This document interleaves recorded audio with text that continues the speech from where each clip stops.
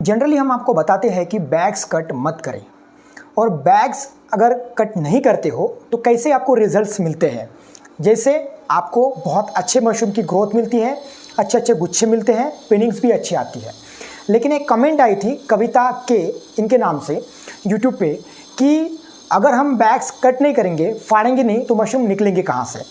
तो ये सवाल का हम आज टेक्निकली जवाब देंगे, आंसर देंगे और समझेंगे अच्छे से कि बैग्स फाड़ेंगे या ना फाड़ें। तो डिटेल्ड में समझते हैं इसको।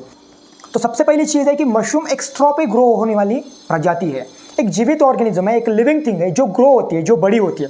उसके लिए डिफरेंट और वेरियस टाइप्स ऑफ स्ट्रॉ लगते हैं। जो भी हमारे एग्रीकल्चरल रेसिड्यूज होते हैं उनको हम कलेक्ट करके उसके ऊपर हम मशरूम ग्रो कर सकते हैं।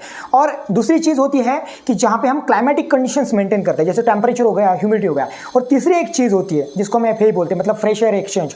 तो यहाँ पे ऑक्सीजन और CO2 दोनों की भी जरूरत होती है। तो स्टेप बाय स्टेप समझेंगे। तो सबसे पहली चीज़ है कि स्पॉन रन। स्पॉन रन मतलब क्या है कि जब हम बेड्स फिलिंग कर देते हैं, सबसे पहला पॉइंट है हमारा स्पॉन रनिंग। स्पॉन रन के लिए मतलब क्या है कि जब हम बैग्स भर देते हैं और बैग्स भरने के बाद में वहाँ पे हमारे बैग्स रेडी हो जाते हैं। तो बैग्स जब रेडी हो जाते हैं तो वहाँ पे ऑयस्टर मशरूम का माइसेलियम रनिंग स्टार्ट हो जाता है। तो जैसे ही वहाँ पे माइसेलियम स्टार्ट होता है तो कॉलोनाइजिंग स्टार्ट हो जाता है और वहाँ पे पूरी की पूरी बैग जो है वाइट हमें दिखने लगती है। तो इससे हमें ये समझ में आता है कि जो भी हमारा ऑयस्टर मशरूम है, जो भी हमारे ऑयस्टर मशरूम की स्पीसीज है, मतलब ऑयस्टर मशरूम की बहुत सारी वैराइटीज़ है। हमने इसके पहले भी 2-3 वीडियोस बनाए हैं कि टाइप्स ऑफ ऑयस्टर मशरूम के ऊपर, तो वो वीडियोस आप देख सकते हो। तो वहाँ पे कॉलोनाइजिंग हो रहा है, वहाँ पे माइसेलियम रन हो रहा है। तो ऐसी जगह पे जहाँ पे स्पॉन रन हो रहा है तो वहाँ पे मशरूम क्या कर रहा है, न्यूट्रिएंट्स एब्जॉर्ब कर रहा है। तो न्यूट्रिएंट्स एब्जॉर्ब करके वो पूरी वहाँ पे अपनी बॉडी जो है बना रहा है और एक बेड बन रहा है प्रॉपर तरीके से। और जब माइसेलियम प्रॉपर तरीके से पूरी तरीके से रन हो जाता है तो सेकंड स्टेज आती है, दैट इज इंक्यूबेशन।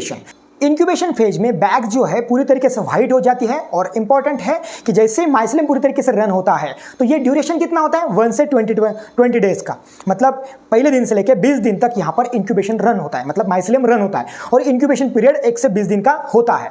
इस दौरान हम क्या करते हैं कि मशरूम के शेड में प्रॉपर तरीके से टेम्परेचर, ह्यूमिडिटी और क्लाइमेटिक कंडीशन जो लगती है, रिक्वायर्ड है, और वहाँ पे लिमिटेड एयर सप्लाई, मतलब एक मेटाबॉलिक एक्टिविटी जो होती है उसके लिए ऑक्सीजन भी लगता है। तो ऑक्सीजन सप्लाई प्रॉपर तरीके से होना चाहिए। और जहाँ पे मेटाबॉलिक एक्टिविटीज कंप्लीट होके एक अनवांटेड ऑर्गेनिज्म जो होते हैं उनको ग्रो नहीं होने देगा, सिर्फ और सिर्फ वहाँ पे माइसेलियम रन होगा।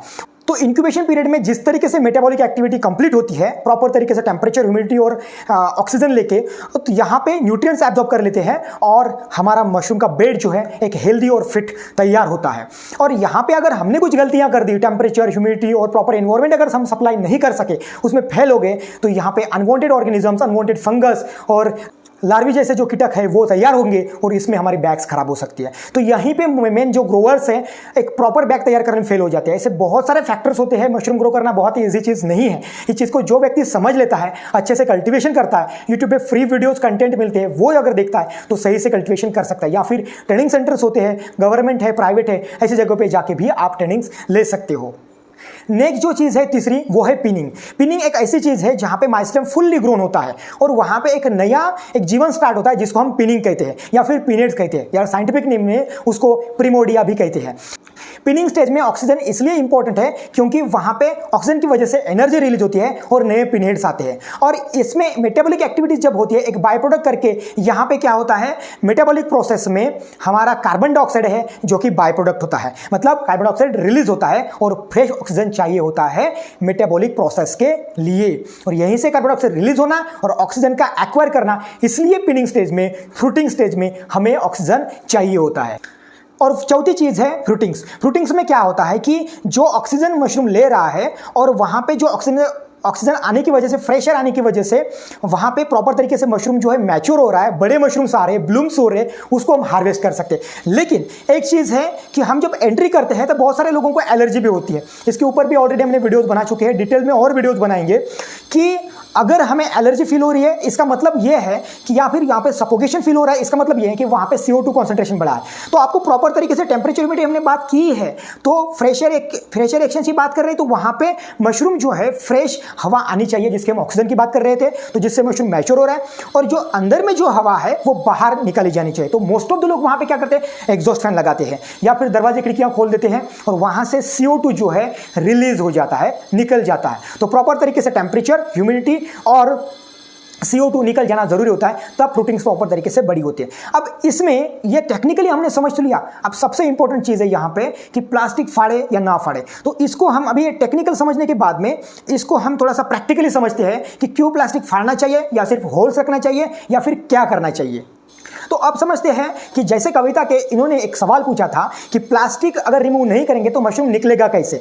इस सवाल पे हम अब डिस्कशन करते हैं कि अगर हमें मशरूम एक चीज़ है जो लिविंग ऑर्गेनिज्म है, लिविंग थिंग है, जो बड़ी होती है, ग्रो होती है और ख़त्म भी होती है, राइट। लेकिन मशरूम का एक काम है ब्रेक डाउन करना, वहाँ से न्यूट्रिशन लेना, वहाँ पर उनका CO2 का और O2 का कॉन्सेंट्रेशन मैनेज करना, जहाँ पर टेम्परेचर और ह्यूमिडिटी मैनेज करना, क्लाइमेटिक कंडीशंस मैनेज करना बहुत ज़रूरी होता है। और इन्हीं चीज़ों में हमने अभी टेक्निकली देखा कि इंक्यूबेशन पीरियड क्या होता है, प्रोडक्शन पीरियड क्या होता है, फ्रूटिंग्स पीरियड क्या होता है, ये हमने अच्छे से समझा। अब यहां पे अगर मशरूम के बैग्स को हम होल्स नहीं करते हैं तो ऑक्सीजन कहां से लेगा, CO2 कहां से रिलीज करेगा, तो बैग्स बनेगी ही नहीं।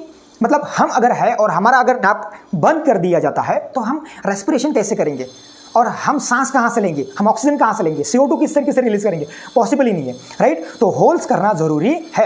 अब यहाँ पे दो चीज़ें आती है। कुछ लोग जो है छोटे सुई से जो है छोटे होल्स करते हैं, बैग्स को पूरी जगह पे 30 से 40 होल्स कर देते हैं, तो जहाँ से वहाँ से भी रेस्पिरेशन चलता है। सेकंड चीज़ जो है, कुछ लोग जो है बड़े बड़े होल्स कर देते हैं। तो बड़े होल्स करना तो वहाँ पर सिर्फ 8 होल्स करने चाहिए। मशरूम के बैग्स को 8 होल्स क्यों करना चाहिए, इसका भी एक सेपरेट वीडियो है, लिंक मैं डिस्क्रिप्शन में दे रहा हूँ। तो ये बहुत इंपॉर्टेंट है कि अगर 8 होल्स कर रहे हो तो वहाँ से एक प्रॉपर जो है माइसेलियम होने के बाद में जब हम कॉटन रिमूव कर देते हैं आफ्टर 20 डेज, तो वहां से मशरूम्स निकलना स्टार्ट हो जाता है।